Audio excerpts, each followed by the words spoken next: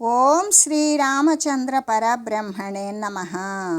ఓం నమో వశిష్ఠ విశ్వామిత్ర వ్యాస వాల్మీకి సుఖాదిభ్యః. ఓం శుక్లాం భరధరం విష్ణుం శశివర్ణం చతుర్భుజం ప్రసన్నవదనం ధ్యాయేత్ సర్వవిఘ్నోపశాంతయే. ఓం నమో బ్రహ్మాదిభ్యో బ్రహ్మ విద్యా సంప్రదాయ కర్తృభ్యో వంశ ఋషిభ్యో మహద్భ్యో నమో గురుభ్యః. ఓం శ్రీరామో రామభద్రశ్చ రామచంద్రశ్చ శాశ్వతః రాజీవలోచన శ్రీమాన్ రాజేంద్రో రఘుపుంగవః. శ్రీ యోగవాసిష్టము నిర్వాణ ప్రకరణము ఉత్తరార్ధము. అంటే చైతన్యం యొక్క ప్రసరణము అనేటువంటిది ఎప్పుడైతే బహిర్గతమవుతుందో, అయినట్టుగా ఏదైతే ఉంటుందో అదే కదా బాహ్య పదార్థాల రూపంలో కనబడుతుంది. కోరిక, సంకల్పాలు మొదలైనటువంటి అభ్యంతర మానసికమైన పదార్థ రూపమునను చిదాకాశమునందైతే అనుభూతమవుతూనే ఉంటుంది. కాబట్టి ఈ జగద్భ్రమ సత్యమైనది కానే కాదు, కేవలము భ్రాంతి మాత్ర స్వరూపమే కలిగి ఉన్నది. అలా అవడము చేత అంటే మిథ్యయే అయి ఉన్నది కదా. అలా మిథ్యయే అవడము చేత ఈ దృశ్య జగత్తు అనేటువంటి ఈ విభ్రమ అనేక ప్రళయాల చేత కూడా నశించడము లేదు, అనేక సృష్టుల చేత కూడా ఇది జనించడం లేదు. అంటే దీనికి నశింపు జనించడం అనేటువంటిది లేకపోవడానికి అసలు ఈ దృశ్య జగత్తు అనేటువంటిది లేనే లేదు అని చెబుతూ, అంటే భోగము అనేటువంటి ఏ పంకమైతే ఉంటుందో అది, ఈ భోగము అనేటువంటిది అనుభవ రూపమైనటువంటి ఈ బురద అనే సముద్రమునందు మునిగి ఉన్నటువంటి ఆత్మ తనదైనటువంటి స్వకీయమైన పురుష ప్రయత్నము చేత మాత్రమే తనను తానే ఉద్ధరింపబడవలసి ఉంది.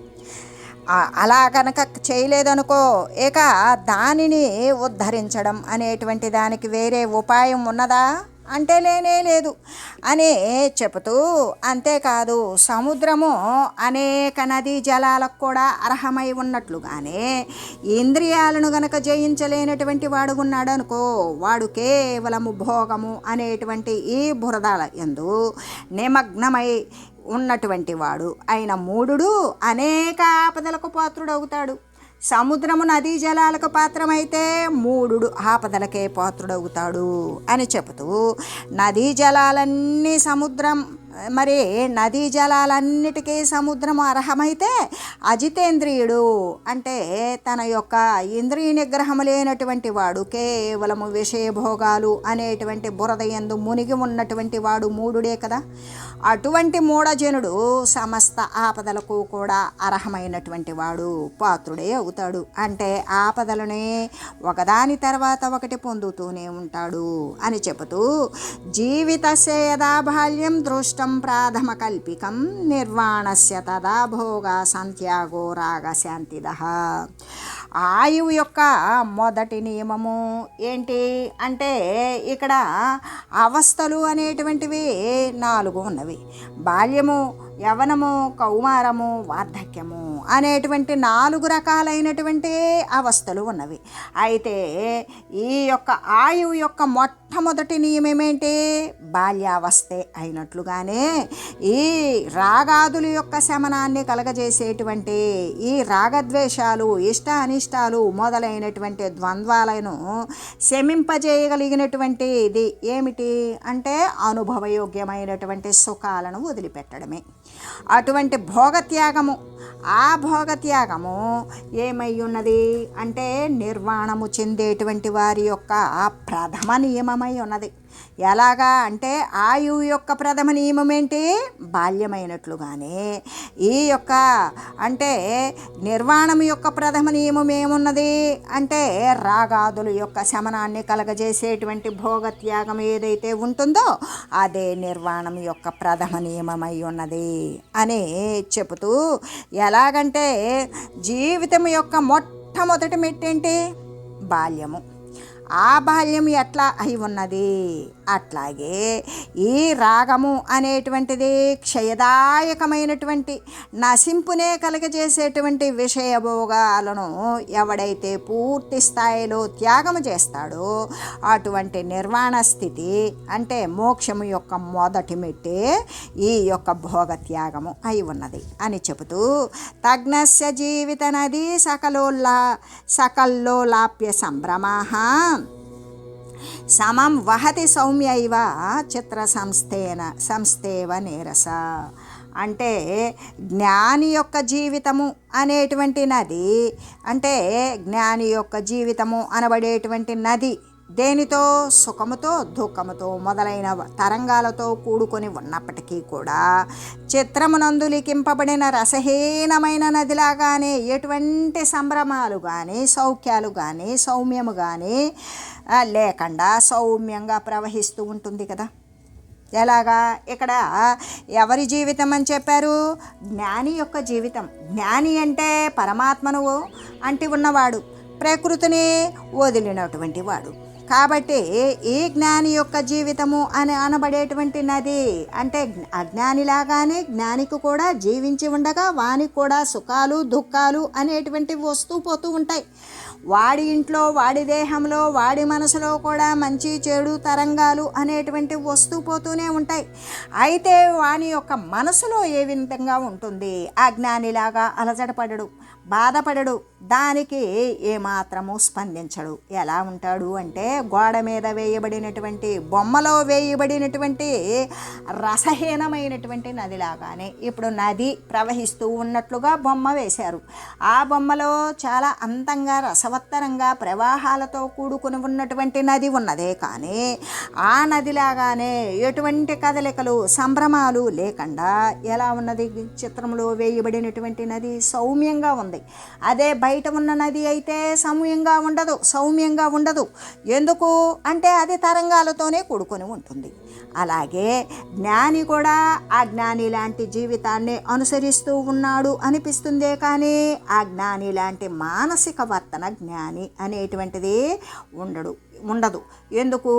ఆ జ్ఞాని యొక్క జీవనము, ఆ జ్ఞాని యొక్క దృష్టి, జ్ఞాని యొక్క భావము పరమాత్మను అంటి ఉన్నది. వాడికి ఈ యొక్క ప్రాపంచిక సంబంధమైనటువంటి స్పందనలు అనేవి ఉండవు. కానీ బ్రతుకుతాడు, బట్ట కడతాడు, తింటాడు, వాడు కాయ కష్టం చేస్తాడు. కానీ మానసికమైనటువంటి సంగం పరమాత్మతో కలిగి ఉంటాడు. ఈ పాంచభౌతికమైనటువంటి దేహముతో కానీ లోకముతో కానీ వానికి ఎటువంటి సంగము లేదు.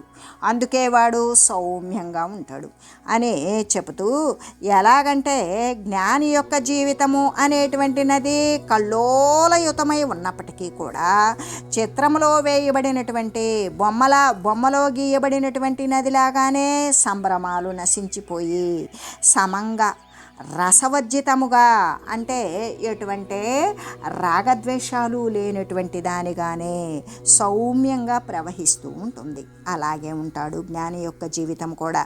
అగ్నజీవిత నధ్యాస్తు రసనాత్యంత భీషణా ఆవర్త వృత్తి విక్షోభ కల్లోల సహవాహిన. అజ్ఞానుల యొక్క జీవితము అనేటువంటి నదులైతే ధ్వని చేత మిగుల భయంకరాలై ఉంటాయి. కామము మొదలైనటువంటి వృత్తులు అనబడేటువంటి ఆవర్తాల చేత విక్షోభాలతో నిండిపోయినటువంటి తరంగాలతో కూడి ప్రవహిస్తూ ఉంటుంది.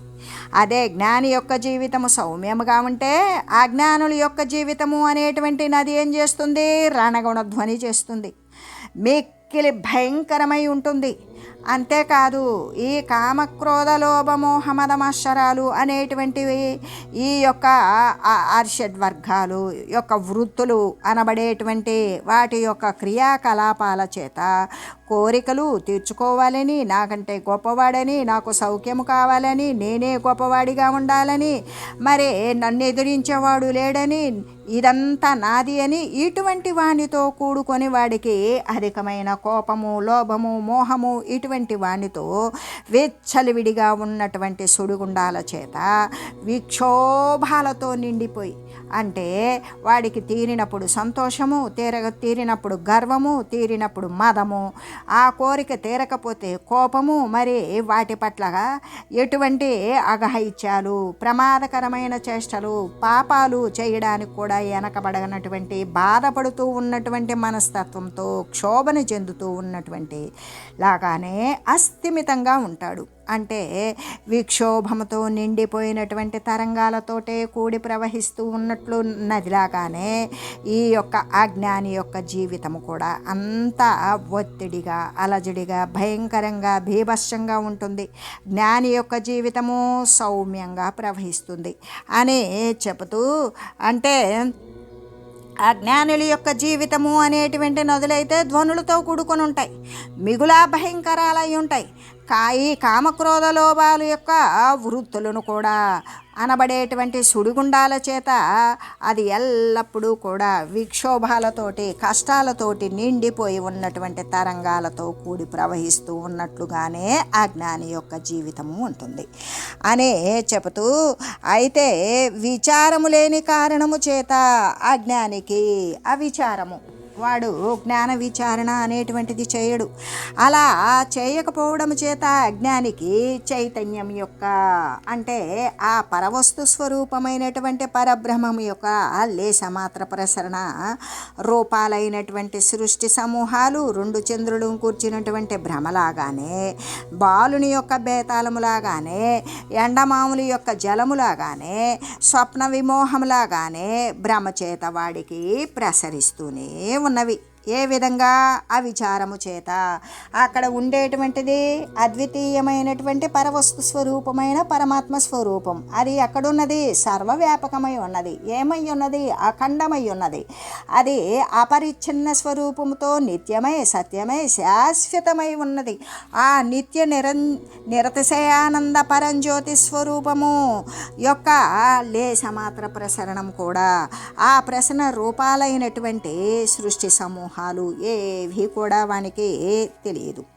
అలా తెలియకపోవడం చేత వాడు ఎట్లా ఉంటాడు అంటే, తిమిర రోగంతో ఉన్నటువంటి వానికి రెండు చంద్రులు కనపడతారు కదా, అటువంటి మతి భ్రమలాగా పిల్లవాడు కానీ అజ్ఞాని కానీ వాడు కల్పించుకున్నటువంటి పిశాచముతోటి వాడే భయపడి బాధపడినట్లుగా, అంతేకాదు ఎండమావుల్లో నీళ్లు లేకపోయినా నీళ్ళలా కనిపించేటువంటి నీరెండ ఛాయలను నీళ్లు అని భ్రమించినట్లుగానే, అట్లాగే స్వప్న విమోహంలాగానే వాడు కలలో అనుభవించినటువంటి దానిని సత్యముగా భావించినట్లుగానే భ్రమచేత ఇవన్నీ కూడా వాని యొక్క జీవితంలో ప్రసరిస్తూనే ఉంటాయి జ్ఞాన విచారం లేనటువంటి వానికి.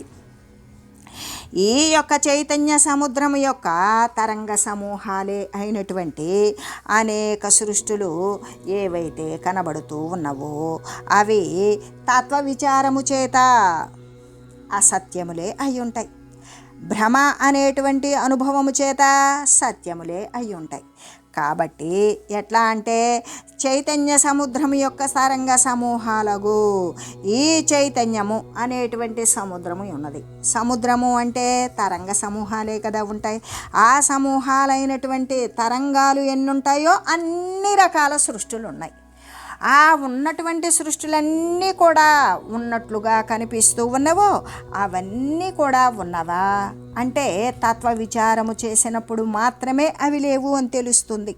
సత్య వస్తువు యొక్క జ్ఞాన ప్రకాశము చేత జ్ఞాన విచారణ చేసినప్పుడు మాత్రమే అవన్నీ మిథ్య అని తెలుస్తుంది. అయితే ఇవన్నీ కూడా ఆ విచారము చేత ఇవన్నీ అసత్యాలే. మరి భ్రమ అనేటువంటి అనుభవము చేత ఇవన్నీ కూడా సత్యాలే అవుతాయి. తత్వ విచారణ చేత అసత్యాలైతే భ్రమ అనేటువంటి అనుభవము చేత సత్యాలుగా ఉంటాయి లేనటువంటివి అని చెబుతూ, ఈ ప్రసిద్ధమైనటువంటి భూతాకాశమందు, భూతాకాశము అంటే ఇక్కడ దెయ్యాలు, రాక్షసులు, భూతాలు, పిశాచాలు అనుకుంటామా? కాదు. భూతాకాశమందు అంటే పంచభూతాకాశము. ఏ ఆకాశవాయువు అగ్ని జల పృథ్వులతో కూడి ఉన్నటువంటి భూతాకాశం అయితే ఉన్నదో ఈ యొక్క అంటే ఈ ఆకాశభూతమునందు మిగిలినటువంటి 4 వాయువు అగ్ని జల పృథ్వులు కూడా ఊనుకొని ఉన్నవి. దాని నుండి ఉత్పన్నమైనవే కదా, ఖాళీ ఉన్నప్పుడే కదా ఏదైనా పదార్థం ఉంటుంది. అలాగనే ఈ భూతాకాశమునందు కూడా ఈ పంచభూతాలయందు కూడా మరి చైతన్య ప్రసరణము యొక్క భ్రమచేతనే ఈ గంధర్వ నగరాదులు ఈ జగత్తులు సత్యమైనవిలాగానే కనబడుతూ ఉన్నప్పటికీ కూడా యథార్థంగా విచారించి చూస్తే అవన్నీ సత్యమైనవా? కానే కావు. అహంభావము మొదలైనటువంటి పదార్థాల యొక్క మార్పుల చేత రూపవంతమైనటువంటి ఈ సృష్టి యొక్క భ్రమ చైతన్య ప్రసరణము అనే జలము యొక్క బుడగై అయి ఉన్నది. అంటే నేను నాది అనేటువంటి పదార్థాల యొక్క మార్పుల చేత ఆ యొక్క వికారాల చేత రూపవంతమైనటువంటి ఈ సృష్టి అంతా కూడా ఈ సృష్టి యొక్క భ్రమ అంటే ఏదో శరీరం వచ్చింది, ఉంటుంది, పోతుంది, మళ్ళీ వస్తుంది, అలా సృష్టి స్థితి లయాలు అనేటువంటివి ఈ త్రిగుణాల ప్రాతిపదిక మీద జరుగుతూ ఉన్నవి అనేటువంటి ఈ యొక్క సృష్టి యొక్క భ్రమ. అంటే ఇదంతా జగత్తు ఉన్నది, ఈ ప్రకృతి అనేటువంటిది సృష్టించబడింది అనే భ్రమ ఉంటుంది చూడు. ఆ భ్రమ ఇక చైతన్య ప్రసరణము అనేటువంటి జలము యొక్క బుడగే అయి ఉన్నది. ఆ బుడగ ఎప్పుడు పోతుంది అంటే ఎప్పుడు పోతుందో, ఏ విధంగా ఎప్పుడైతే జ్ఞాన విచారణ కలిగిందో అప్పుడు పోతుంది. అంటే బుడగ ఎంతసేపు ఉంటుంది?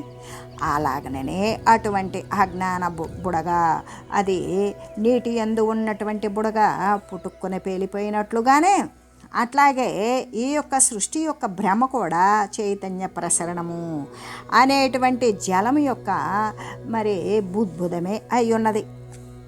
ఎప్పుడైతే జ్ఞాన విచారణ కలిగిందో బుద్భుదం పేలిపోతుంది.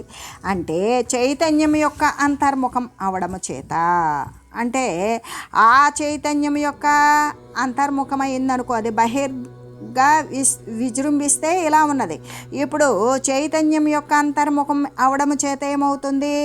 సమస్త జగత్తు యొక్క నివృత్తి రూపమైనటువంటి నిర్మాణమే అయి ఉన్నది. ఇంకక్కడ మోహము నశించినటువంటిది. మోహం క్షయతి ఇది మోక్ష అన్నట్లుగానే వానికి ఇక్కడ నివృత్తి రూపమైన ఇక వాడు ప్రచండంగా ప్రవృత్తి అనేటువంటిది కొనసాగించి నశింపజేసుకున్నాడు. ఏ విధంగా అంటే చైతన్యము ఎప్పుడైతే అంతర్ముఖమైందో తనను తాను సందర్శించుకుంటుంది. అలా సందర్శించుకునేటప్పుడు ఇక బాహ్య రూపంలో ఉన్నటువంటి నేను నాది అనే జగత్ సంబంధమైనటువంటిది ఏదైతే ఉంటుందో అదంతా నివృత్తి రూపంలో నశించిపోతుంది. మొత్తం జగత్ సంబంధమైనటువంటి భ్రమంతా నశించిందా, ఇంకక్కడేముంటుంది అంటే నిర్వాణమే ఉంటుంది. చైతన్యం యొక్క బహిర్ముఖం అవడము చేతనే ఈ యొక్క చైతన్యము బయటకు ప్రసరించడము చేత ఈ జగత్తు కలుగుతుంది. వాస్తవానికి యథార్థంగా విచారించి చూస్తే చైతన్యము అనేటువంటిది అభ్యంతరము కాదు. అది చైతన్యము అనేటువంటిది లోపల ఉండేటువంటిదా, బాహ్యము కాదా అనేటువంటిది కాదు. ఇక్కడ అభ్యంతరము కాదు, బాహ్యము కాదు, అసత్యము కాదు, సత్యము కాదు. అంటే అధిష్టాన దృష్టి చేత సమస్తము కూడా అదే ఉన్నది. ఇంకా అక్కడ రెండవది లేనిది, అద్వితీయమై ఉన్నది, సమస్తము అదే అయి ఉన్నది అని చెబుతూ బ్రహ్మము చిద్రూపమై, అంటే ఆ బ్రహ్మము చిత్తు రూపంలో కానీ అది చిద్రూపమై అజమై, అది ఎప్పటికీ పుట్టల, అవ్యక్తమై, దానిని వ్యక్తం అది ఎప్పటికీ వ్యక్తం అవ్వదు. అద్వితీయమై అంటే రెండవది లేనిది అయి, దానికి సమానమైనది కూడా లేనిది అయి, అందుకే అది ఒక్కటియే అయ్యుండి అది నశింపు చెందుతుందా? లేదు. ఉత్పన్నమైతే కదా నశింపు ఉంటుంది. అది అసలు అజమై అన్నప్పుడు ఇక పుట్టనిది ఎలా నశిస్తుంది? అందుకే నాశరహితమై మరి ఏమై ఉన్నది? ఈశ్వర స్వరూపమై ఉన్నది. అది అధిష్టాన స్వరూపమై ఉన్నది, సర్వశక్తివంతమై ఉన్నది. మనసుకి, బుద్ధికి, ఈ యొక్క చిత్త అహంకారాలకు కూడా మొదలైన వాటికన్నిటికీ కూడా గోచరించకుండా ఇవన్నీ నశించిన పిమ్మట శాంతమై ఉంటుంది. ఆకాశము కంటే కూడా మాలిన్యరహితంగా, స్వచ్ఛంగా, నిర్మలంగా ఉంటుంది అని చెబుతూ, అంటే స్వభావరహితమైనటువంటి బ్రహ్మము యొక్క స్వయముగా సృష్టి రూపమున స్ఫురించడం, అంటే సృష్టి రూపంలో కనిపించడం అనేటువంటిది వాయువు యొక్క చలనమునందులాగానే కారణము ఏదీ లేదు. ఎందుకు? అసలు స్వభావం ఉన్నదా? లేదు. అక్కడ స్వభావరహితముగా, స్వాభావికం, సహజం అనేటువంటిది లేదు. అది లేనటువంటి బ్రహ్మము యొక్క స్వయముగా, అంటే బ్రహ్మము యొక్క స్వయముగా సృష్టి రూపములో మనకి సృష్టి జరిగినట్టు, స్థితి కలిగినట్లు, మరి లయం జరిగినట్లు ఈ రూపములో కనిపించడం అనేటువంటిది, అంటే రూప నామ క్రియలు అనేటువంటివి మనకు కనిపిస్తూ జగత్తులు అనేటువంటివి స్ఫుటంగా కనపడుతూ ఉన్నట్లు ఉన్నా అది ఎట్లాంటిది అంటే వాయువు యొక్క చలనమునందులాగానే. ఇక్కడ మనకి గాలి తగినంత లేదు, వాయువు కంటికి కనబడుతుందా? కనబడదు. కానీ ప్రతి వస్తువు కూడా చెల్లించబడుతుంది. అంటే దాని యొక్క చలన మాత్రము చేత వాయువు సర్వత్రా వ్యాపించి ఉన్నది అనేటువంటిదే తెలుస్తుంది. అలాగే వాయువు యొక్క చలనమునందులాగానే కారణం ఏమైనా ఉన్నదా అంటే కారణమేద్దీ లేదు. అందుకే స్వప్నం యొక్క అనుభవం లాగానే ఇప్పుడు మనం స్వప్నం అనుభవిస్తూ ఉన్నాం. ఆ స్వప్నంలో అనుభవం జాగ్రత్తలోకి వచ్చాక అనుభవం జాగ్రత్త దాకా మోసుకొస్తామా? లేదు. ఎప్పుడైతే నిద్ర చెడిందో ఆ స్వప్నానుభవం కూడా నశించింది.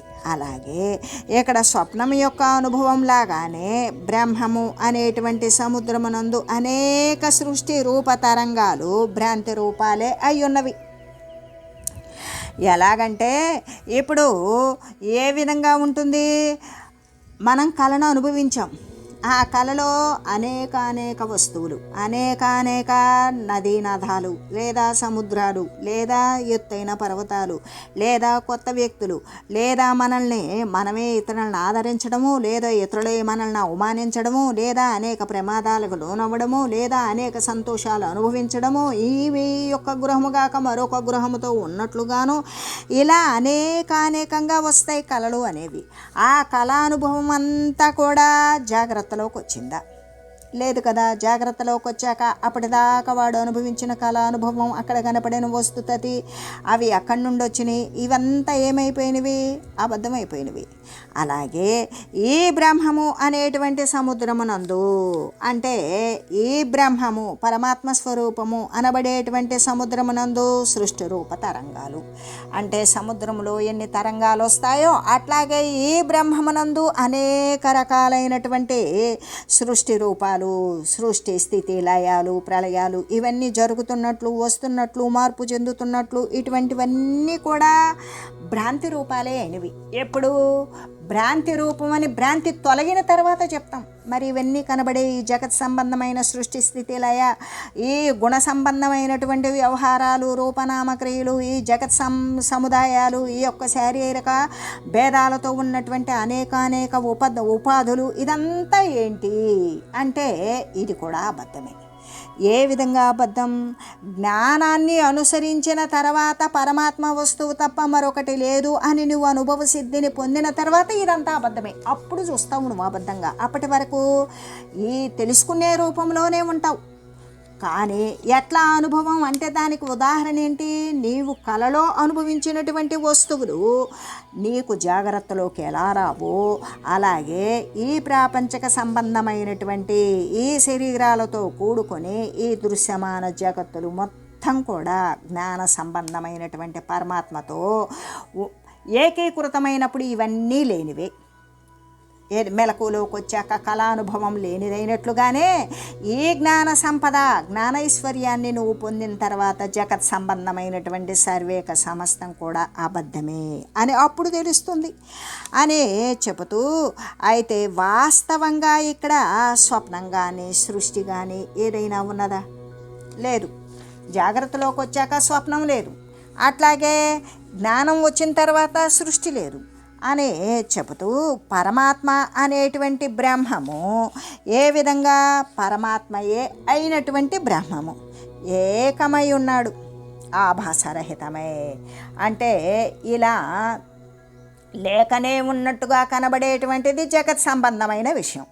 కానీ ఇక్కడ ఆభాసరహితమే, ఆయన వ్యక్తమయ్యేటువంటిది కాదు. సర్వే సర్వత్రా ఉన్నప్పుడు పరిచ్ఛిన్నమైనటువంటి ఈ నేత్రయుగలానికి పరమాత్మతత్వం అనేటువంటిది గోచరిస్తుందా? పోనీ ఈ నేత్రయుగలానికి కాదు, మానసేంద్రియాలకు గోచరమవుతాడా? లేదు. అందుకే అది ఎటువంటిది ఉన్నది? చిత్తధర్మవర్జితమై. ఏ చిత్తమైతే, ఏ మానసేంద్రియాలైతే ఉన్నాయో ఆ మానసిక వృత్తులు నశించినప్పుడు మాత్రమే పరమాత్మ వ్యక్తమవుతుంది. అప్పుడు ఏ విధంగా? జడత్వ శూన్యమై. ఇక కదలిక అనేటువంటిది సర్వే సర్వత్రా సర్వానికి కూడా చిచ్చక్తి స్వరూపంలో అన్నింటికీ సదా సమరూపములో సమస్థితిలో ఆయన యొక్క ఆశ్రయభూతమయే చరిస్తూ ఉన్నది సర్వం. కాబట్టి సర్వమునందు కూడా నిండి నిబిడీకృతమై ఉన్నటువంటి ఆ పరమాత్మ కనుక తప్పునెప్పుడు జడత్వ శూన్యమై ఉంటుంది. అంటే ఇక జడత్వము అనేటువంటిది లేకుండా ఉండదు, అది కదులుతూనే ఉంటుంది. సర్వాన్ని కదిలించేటువంటిది పరమాత్మ ఏక రసమాత్రమైనటువంటి పరమాత్మ వస్తువే. అది ఎలా ఉంటుంది? బ్రహ్మము అనేటువంటిది అద్వితీయమై ఉంటుంది, మరి ఆభాసరహితమై ఉంటుంది. అంతేకాదు చిత్తం యొక్క ధర్మము, ఏ యొక్క చిత్తవృత్తులు అనేటువంటి వదిలివేశావో అప్పుడు కనపడుతుంది. జడత్వ శూన్యమే, మందత్వముతోటి జడత్వముతోటి లేకుండా ఉంటుంది. సర్వత్రా కూడా సర్వకాల సర్వావస్థల యందు, సర్వ ప్రదేశాల యందు, జాగ్రత్త స్వప్న సృష్టి మరే సుషుప్తుల యందు, అంటే సర్వ అవస్థల యందు కూడా ఎలా సమరూపమై ఉంటుంది. సత్తు కానీ అసత్తు కానీ, ఇది సత్తా అంటే కాదు, అసత్తా అంటే కాదు, సదసత్తు కానిదే అంటే సత్తు కాదు, అసత్తు కానీ సతసత్తు కానీ కానిది అది శాశ్వతమై ఎప్పటికీ తరుగులేనిది అయి రెండవది లేనిది అయి అది ప్రకాశిస్తూ ఉన్నది అని చెబుతూ, ఎవడైతే ఇటువంటి బ్రహ్మరూపముతో స్థితి కలిగి ఉన్నాడో అతని యొక్క చిత్తము ఎక్కడుంటుంది? అంతర్ముఖమై ఉంటుంది. బహిర్వ్యాపకంగా ఉన్నదాన్ని ప్రత్యాహారము లోపలికి మరలిస్తాడు. అలా మరలించి వాని యొక్క సాధనా పటిమ చేత, వాని యొక్క బ్రహ్మానుసంధానము తోటి, మరి వాని యొక్క జ్ఞాన విచారణ ద్వారా, వాని యొక్క స్వకీయమైనటువంటి పురుష ప్రయత్నం ద్వారా అతని యొక్క చిత్తము అంతర్ముఖం చేస్తాడు. అలా చేసినప్పుడు వాడు బ్రహ్మరూపంతో స్థితిని కలిగి ఉంటాడు. కలిగి ఉన్నప్పుడు ఇంకా వానికి ఈ దృశ్య సంబంధమైనటువంటిది స్ఫురణం ఉంటుందా? లేదిక. ప్రకృతి సంబంధమైన స్ఫురణ ఎందుకు ఉండదు? తన శరీరం మీదే వానికి దృష్టి ఉండదు. దృష్టి కాదు, దానిపైనే ఒక సంకల్పం లేదు. అటువంటి అంటే స్వశరీరమైనటువంటి సంకల్పం లేనటువంటి వానికి ఈ దృశ్య సంబంధమైనటువంటి ఈ యొక్క లోక సంబంధమైన దేహ సంబంధమైనటువంటి విషయాలు వానికి కనబడతాయా? కనబడవు. కనబడలేదు అంటే వాడి యొక్క చిత్తం అంతర్ముఖత్వం చెంది ఏమై ఉన్నది? ప్రశాంతత్వాన్ని పొంది ఉన్నది. ఆ ప్రశాంతత్వం ఎందుకు కలిగింది అంటే వాడు బ్రహ్మరూపముతో స్థితిని కలిగి ఉన్నాడు. సమస్థితి యందు వాడు ఆరూఢుడై ఉన్నాడు. అందుకే వానికి పరమ ప్రసన్నమైనటువంటి ప్రసన్నీకరణముతో ప్రశాంతత్వంతో పరమ విశ్రాంతిని పొందిన వాడే అవుతూ ఉన్నాడు. ఇంకా కూడా అటువంటి వాడే మునిసత్తముడు అని కదా చెప్పబడుతూ ఉన్నది. ఎలాగంటే వాడే మననశీలుడు. అంటే ఎల్లప్పుడూ సాధు మహనీయుల దగ్గర ఏ జ్ఞానాన్నైతే వాడు గ్రహించాడో ఆ జ్ఞానాన్ని నిరంతరం కూడా వాడు మననం చేస్తూ ఉన్నాడు. పదే పదే జ్ఞాపకం తెచ్చుకుంటూ ఉన్నాడు. తెచ్చుకున్నటువంటి దాన్ని ప్రయోగాత్మకంగా తన యొక్క సాధనలో దానిని అనువర్తిస్తూ ఉన్నాడు. ఆ అనువర్తించేటువంటి స్థితి ప్రకారం వాడు ఎలా ఉన్నాడు అంటే బ్రహ్మరూపముతో వాడు సమాగమ స్థితిని పొంది ఉన్నాడు, స్థిరత్వాన్ని పొంది ఉన్నాడు. అటువంటి ముని సత్తముడు వాడు మాత్రమే మునులలో కూడా అగ్రగణ్యుడు, ప్రశాంతత్వాన్ని పొందినవాడు, మరే దృశ్య సంబంధమైనటువంటి స్ఫురణ లేనివాడు, వాడి చిత్తము మాత్రమే అంతర్ముఖమైనటువంటి వాడు, వాడే ఈ యొక్క ముని సత్తముడు అని కదా చెప్పబడుతూ ఉన్నది అని తెలియజేస్తూ ఓం మంగళం శ్రీ గురుదేవాయ మహనీయ గుణాత్మనే సర్వలోక శరణ్యాయ సాధురూపాయ మంగళం. ఓం మంగళం కోసలేంద్రాయ రామాయ రామభద్రాయ చక్రవర్తి తనూజాయ సార్వభౌమాయ జానకీ వల్లభాయ శ్రీరామచంద్రాయ మంగళం. ఓం తత్సత్.